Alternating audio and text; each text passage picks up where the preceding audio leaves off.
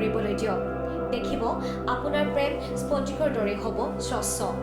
প্ৰেম স্বৰ্গীয় প্ৰেম সুন্দৰ যদিহে সংগী হয় বিশ্বাস বুজাবুজি মৰম আকুলতাৰে ভৰা বন্ধু সুলভ এয়া পলাশ মদাৰ ফুলাৰ বতৰ চৌদিশে প্ৰেমৰ আবিৰ সানি উতলা ফাগুনে মতলীয়া হৈ আনিছে মৰমৰ টোপোলা আকাশ বতাহত গুঞ্জৰিত হৈছে প্ৰেমৰ গান কাৰণ এয়া বিশেষভাৱে এটা দিন প্ৰেমক অনুভৱ কৰিবলৈ বিশ্ববাসীয়ে উদযাপন কৰিছে প্ৰেমৰ দিৱস বা ভেলেণ্টাইন ডে প্ৰেমৰ এই বিশেষ দিনটোক জীপাল কৰিবলৈ আজি আমি অতিথি হিচাপে আদৰিছোঁ এহাল প্ৰেমিক চৰাই প্ৰিয়ম বৰুৱা আৰু পাৰুকত বৰাক প্ৰিয় দৰ্শক আমি আপোনালোকৰ আগত চিনাকি কৰি দিছোঁ যোৰহাটৰ এখন চিনাকি মুখ আৰু ৰাষ্ট্ৰীয় প্ৰেক্ষাপটত উজলি উঠা জনপ্ৰিয় নৃত্য প্ৰতিয়োগী তথা মডেল আমাৰ প্ৰিয়ম বৰুৱা বা অন্যহাতে আমাৰ লগত আছে আজি আমাৰ অতিথি যুৱ ব্যৱসায়ী তথা বিশিষ্ট ক্ৰীড়াবিদ পাৰ্গত বৰাদা আমি তেওঁলোকৰ পৰা জানিম তেওঁলোকৰ প্ৰেম কাহিনী মত বিনিময় কৰিম এই বিশেষ দিনটোত বিশেষ কিছু কথা আমি প্ৰিয়ম্বাক স্বাগতম জনাইছোঁ আৰু প্ৰিয়ম্বা বিষয়ে দৰ্শকক আমি জনাবলৈ আগবাঢ়ি আহিছোঁ গতিকে প্ৰিয়ম্বা কোৱাচোন তোমাৰ বিষয়ে কিছু কথা নমস্কাৰ মই প্ৰিয়ম বৰুৱা বৰা মই যোৰহাটৰে জীয়ৰী আৰু যোৰহাটৰে বোৱাৰী মই বৃত্তিগতভাৱে এগৰাকী শিক্ষয়িত্ৰী আৰু মোক যোৰহাটত মানুহে চিনি পায় এগৰাকী নৃত্যশিল্পী হিচাপে শিল্পী বুলি নকওঁ নিজকে কিন্তু নাচ শিকাই ভাল পাওঁ আৰু নাচি খুব ভাল পাওঁ প্ৰিয়ম্বাক সকলোৱে ইতিমধ্যে চিনি পায় যোৰহাটৰ গতিকে আমি বিশেষভাৱে চিনাকি কৰাৰ কোনো প্ৰয়োজন নাই আমি পাৰ্গদাৰ পৰা জানিম পাৰ্গদা আপোনাৰ বিষয়ে কিছু কথা দৰ্শকৰ আগত আমাক অৱগত কৰক নমস্কাৰ মোৰ নাম পাৰ্গত বৰা মোৰ ঘৰ দহৰপাৰা চুকত যোৰহাটত মই এতিয়া ব্যৱসায় কৰি আছোঁ চেষ্টা কৰিছোঁ এজন সফল ব্যৱসায়ী হ'বৰ বাবে আৰু ভগৱানৰ ওপৰত আশীৰ্বাদ বিচাৰি পেলাই যাতে সফল হ'ব পাৰোঁ বাকী ব্যক্তিগত জীৱন বা সকলোখিনি যাতে মোৰ ভাল হয় সেয়ে ভগৱানক আশীষ বিচাৰিছোঁ প্ৰিয়ম বৰুৱা আজিৰ তাৰিখত এগৰাকী সফল নাৰী যথেষ্ট ত্যাগ আৰু কষ্ট স্বীকাৰ কৰি তেওঁ নিজৰ পৰিচয় কটকটীয়া কৰিছে ৰাষ্ট্ৰীয় প্ৰেক্ষাপটত বহুতো ভূয়সী প্ৰশংসাৰে সংস্কৃতিৰ নগৰী যোৰহাটলৈ কঢ়িয়াই আনিছে এক আশাৰ সঞ্চাৰ কিন্তু যিদৰে আমাৰ সমাজত কয় এজন সফল পুৰুষৰ আঁৰত এগৰাকী নাৰী লুকাই থাকে ঠিক তেনেদৰে এগৰাকী নাৰীৰ সফলতাৰ আঁৰতো লুকাই থাকে এজন পুৰুষ কেতিয়াবা এই পুৰুষজন সক্ৰিয় ৰূপত জিলিকি পৰে যেতিয়া নাৰীগৰাকীয়ে উন্নতিৰ শিখৰত সফলতাৰ হাঁহি মাৰে আমি কথা পাতিম আমাৰ পাৰ্গদাৰ লগত পাৰ্গদা আমি দেখি আহিছোঁ যে আপুনি বিভিন্ন সময়ত কেতিয়াবা প্ৰিয়ম্বাৰ লগত প্ৰেমিক হিচাপে কেতিয়াবা আকৌ স্বামী হিচাপে তেওঁৰ সফলতাৰ আঁৰত যথেষ্ট আপোনাৰ অৱদান অসীম এতিয়া মোৰ কথা হ'ল যে এগৰাকী নাৰীৰ সফলতাৰ আঁৰত কেৱল ঘৰুৱা নীতনৈমিত্তিক কামৰ মাজতে তেওঁৰ জীৱনটো আবদ্ধ নাথাকি তেওঁক সমাজলৈ আগবঢ়াই দিয়াত পুৰুষৰ কেনেকুৱা ধৰণৰ ভূমিকা আছে বুলি আপুনি ভাবে মানে প্ৰথম কথাটো হৈছে মোৰ যিটো ভাৱনা মই সেইটোৰ পৰা ভাবি পেলাই কৈছোঁ যিকোনো এজন ব্যক্তিৰ জীৱনত সফলতা যদি মানে অৰ্জন কৰিবলৈ হয় যিকোনো ক্ষেত্ৰত ধৰি লওক আপুনি অকল নিজৰ যিখিনি প্ৰফেশ্যনেল হেৰিতে হওক বা কিছুমান মানে এনেকুৱা ক্ষেত্ৰতে হওক যিটো কাম কৰি আপুনি ভাল পায় বা নিজে ভাল পায় সেই বস্তুখিনি মই ভাবোঁ যদি ঘৰৰ মানুহ যিকোনো ক্ষেত্ৰত কৈছোঁ অকল মই পত্নী বা হাজবেণ্ড সেইটো বুলিয়ে কোৱা নাই মই এইটো কৈছোঁ দেউতাক মাক চবৰে ছাপোৰ্ট লাগিব আৰু মই প্ৰিয়মক বিশেষকৈ আপোনাৰ ধৰি লওক আমাৰ যিটো সম্পৰ্ক আজি 18 বছৰ সম্পৰ্ক এটা গতিকে মই 18 বছৰৰ পৰা ধৰি লওক ততকৈ বেছি পৰাহে জানো ধৰি লওক কিন্তু সম্পৰ্ক এটাই আমি এটা ৰিলেশ্যনত অহা 18 বছৰ হ'ল গতিকে সেই 18 বছৰত মই প্ৰিয়মক যিটো সৰুৰ পৰাই বুলিয়ে কৈছোঁ আৰু সৰুৰ পৰা পাইছোঁ তেতিয়াৰ পৰা মই এটা বস্তু মানে ভাবিছিলোঁ বা লক্ষ্য কৰিছিলোঁ যে তাই যিটো প্ৰফেশ্যনতে যাব পাৰে বা যিয়ে কৰে তাই নাচৰ ক্ষেত্ৰত বা নৃত্যৰ ক্ষেত্ৰত হওক অথবা পঢ়া শুনাৰ ক্ষেত্ৰত হওক বা যিটো প্ৰফেশ্যনতে যাব মই ভাবিছিলোঁ যে তাই মানে যথেষ্ট সুনাম অৰ্জন কৰিবলৈ তাই মানে সক্ষম হ'ব গতিকে মোৰ মানে তেতিয়াৰ পৰা এটা বিশ্বাস আছিলে তাইক যদি মই অকণমান যদি গাইড কৰিব পাৰোঁ বা ছাপোৰ্ট কৰিব পাৰোঁ অন্য নালাগে গাইড কৰিবলৈ কি নোৱাৰোঁ বা ছাপোৰ্ট কৰিব পাৰোঁ বিশেষকৈ মানে মেণ্টেলি আৰু মই ধৰি লওক তাইৰ নৃত্যৰ ক্ষেত্ৰততো ইমান বহুত বেছি কথা নাজানো কিন্তু যিখিনি পাৰোঁ আৰু মোৰ ফালৰ পৰা মই তাইক ছাপোৰ্ট কৰিছিলোঁ আৰু গতিকে মই সদায় এইটো কথা ভাবোঁ যে তাইৰ ওচৰত সেইখন মানে সক্ষমতা আছে যে তাই কিবা এটা কৰিব পাৰিব আৰু ভগৱানে যদি চব ভালে ৰাখে আৰু দেখিব আৰু কিবা ভাল হেৰি এটা হোৱা আৰু আজি এই বিশেষ দিনটো প্ৰত্যেকগৰাকী ছোৱালীয়ে পাৰ্গদাৰ দৰে এজন প্ৰেমিক বিচাৰিব, পাৰ্গদাৰ দৰে এজন স্বামী বিচাৰিব, যিয়ে তেওঁ হাতে হাত ধৰি আগবঢ়াই দিব তেওঁ সফলতাৰ উন্নতিৰ শিখৰলৈ। আমি পাৰ্গদাক এটা কথা সুধিম, প্ৰেমৰ ধাৰা কেতিয়াবা বিবাহৰ পাছত পৰিৱৰ্তন হৈছেনে? যে বিবাহৰ আগত কেনেকুৱা, এতিয়া কেনেকুৱা? কিবা বাধ্যবাধকতাৰ সন্মুখীন হৈছে নেকি প্ৰিয়ম্বাৰ পৰা? নাই, তেনেকুৱা মানে হোৱা নাই বাৰু এতিয়ালৈকে, ঠিকে আছে। কিন্তু মই বিয়া পতা বেছি দিন হোৱা নাই বাৰু, 3.5 বছৰ হৈ গৈছে বিয়া পতা। কিন্তু বিয়াৰ আগৰ যি আমাৰ সম্পৰ্ক, যি আমাৰ মানে ৰিলেশ্যন আছিলে আৰু বিয়াৰ পিছৰ, মই ভাবোঁ বিয়াৰ আগতকৈ বিয়াৰ পিছৰ সেইটো বেছি মিঠা। তাৰমানে মোৰ ধাৰণা দেই, মানে মই যিটো অনুভৱ কৰিছোঁ বা মই যিটো পাইছোঁ, মানে কিছুমান বস্তু সৰু বস্তু ধৰি লওক, আমি এতিয়া একেলগে আছোঁ, বিয়াৰ পিছত মানে ভাল লাগে। তাৰমানে আগতে যিবিলাক বস্তু পোৱা নাছিলোঁ, মানে এই সৰু কাজিয়া চাজিয়াবিলাকেই দিয়কচোন ভাল লাগে নহয় জানো, সেই তেনেকুৱাও ভাল লাগে তাৰমানে, সেইটোৱে আৰু। নাই, বিয়াৰ আগত প্ৰেমৰ সম্পৰ্কবোৰ কেনেকুৱা হয় যে গোলাপ, চকলেট, টেডি বিয়াৰ এনেকুৱা ধৰণৰ এটা ঢৌতে যায় ন? কিন্তু বিয়াৰ পাছত আলু কচুলে পৰিৱৰ্তন হয় বুলি আমাৰ সমাজৰ এটা বিশ্বাস, মানে প্ৰেম সলনি হৈ যায় বিয়াৰ পাছত। আপুনি কি ক'ব? এইটো সঁচা কথা যে বিয়াৰ আগত গোলাপ, চকলেট, টেডি এইবিলাকৰ হেৰিটো বেছি থাকে বিয়াৰ পিছত। কিন্তু মই ভাবোঁ যে বিয়াৰ পিছতো যদি আলু কচুৰ লগত সেই চকলেট আৰু টেডিবিলাক মিলাই চলিব পাৰে, তেতিয়া সংসাৰখন বেছি ভাল চলিব হয়। তাৰমানে দুইটাৰ তিতা মিঠাৰ দুটা সোৱাদৰ ভিতৰত সামঞ্জস্য ৰাখি যদি সংসাৰখন চলাই নিব পাৰে, তেতিয়াহ'লে কি হয়? তেতিয়াহ'লে আপোনাৰ মানে বেছি মিঠা খাবলৈ পাব, মানে এজ এ হাজবেণ্ড কৈছোঁ দেই মই, মানে তেতিয়া আপোনাৰ বেছি ভাল হয়। কাৰণ কি হয়, আপুনি আগতে যিখিনি দিছিলে বা পাইছিলে, আপুনি বিয়াৰ পিছত যে সেইখিনি সলনি কৰিব, সেইটো মানে মই ভাবোঁ যে নহয়। যিটো গতিত আজি ইমান গতানুগতিকভাৱে আমি চলি আছোঁ, হেৰি কৰিছোঁ, তাই মানে ৱাইফ হ'ল বুলিয়ে যে তাই মানে এটা চকলেট ডিজাৰ্ভ নকৰে সেইটো নহয়, বা এটা টেডি ডিজাৰ্ভ নকৰে, বা এটা গোলাপ ফুল ডিজাৰ্ভ নকৰে সেইটো নহয়। যিহেতু গাৰ্লফ্ৰেণ্ড থাকোঁতে তাই সেইখিনি পাইছিলে, মই ভাবোঁ বিয়াৰ পিছতো সেইখিনি কৰিলে ভাল হয় তাৰমানে। পাৰ্গদা, আপোনাৰ দৰে প্ৰেমিকক বা স্বামীক সঁচা অৰ্থত সন্মান কৰিবলৈ মন যায়, কাৰণটো চাগে আপোনালোকে দেখা পাইছে। আৰু যোৰহাটত কিয় চৰ্চিত হৈ পৰিছে এই প্ৰেম কাহিনী, তাৰ উত্তৰ এয়া আমাক পাৰ্গদাই দিছে। সঁচা প্ৰেমে প্ৰেমিক বা প্ৰেমিকাৰ সপোন সাৰ্থক হোৱাটো বিচাৰে।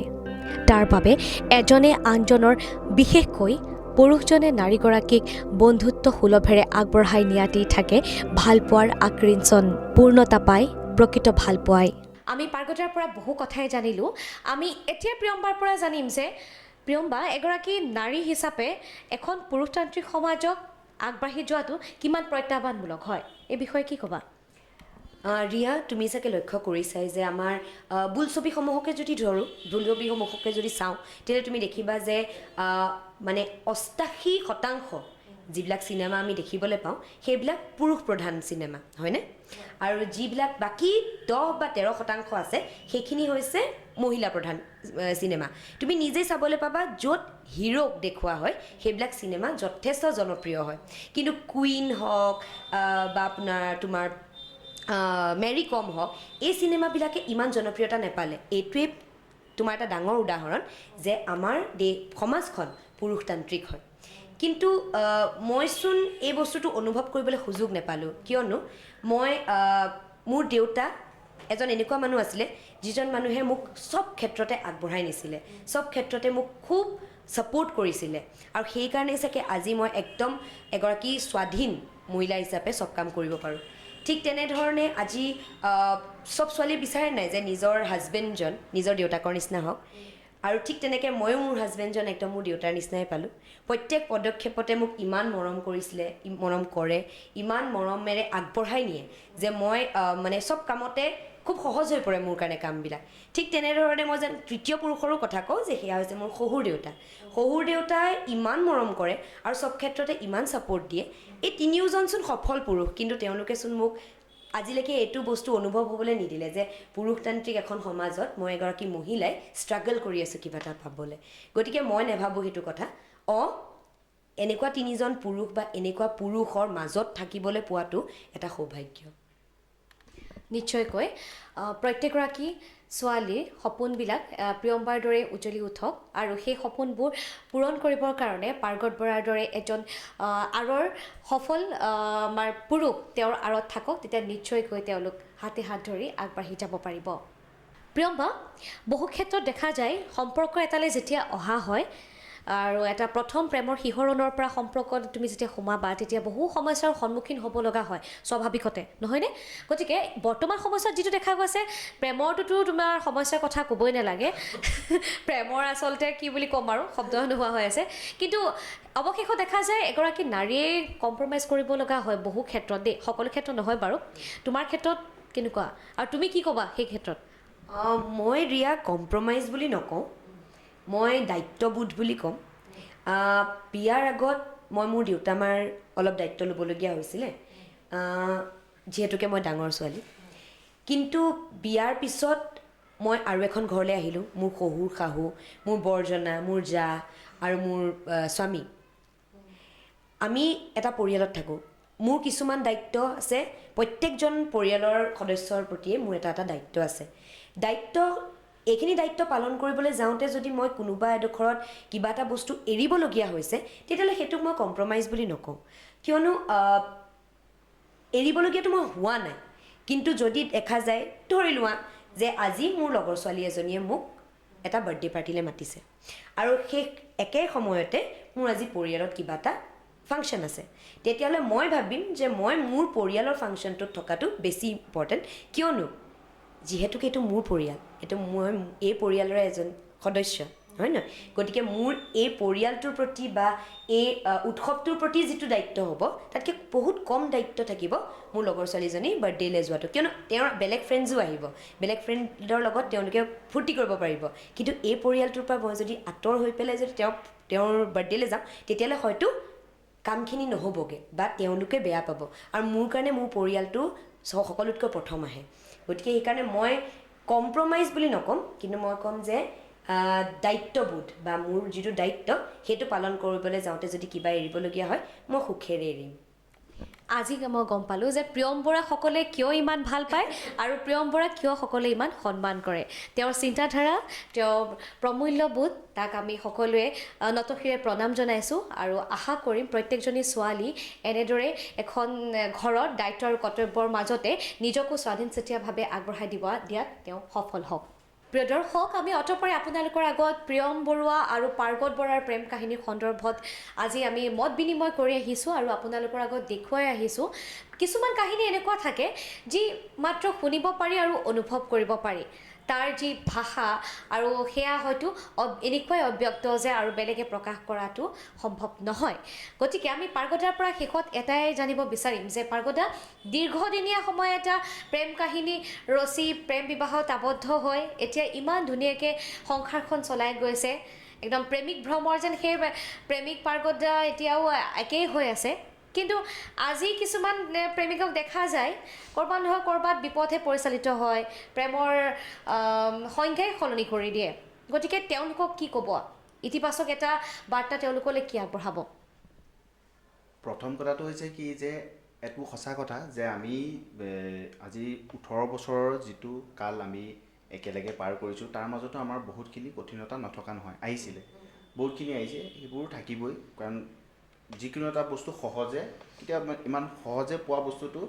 মানে মই ভাবোঁ যে সেইটো বৰ এটা বেলেগ সাধাৰণ মানে সাংঘাতিক ধৰণৰ এচিভমেণ্ট নহ'ব। গতিকে আমাৰ জীৱনতো আহিছিলে, গতিকে আৰু কিন্তু সেই যিখিনি বেয়া দিন বুলিয়ে কৈছোঁ মই বা কঠিন সময় আছিলে আমাৰ, সেই সময়খিনি কিন্তু আমি দুয়ো মিলি পেলাই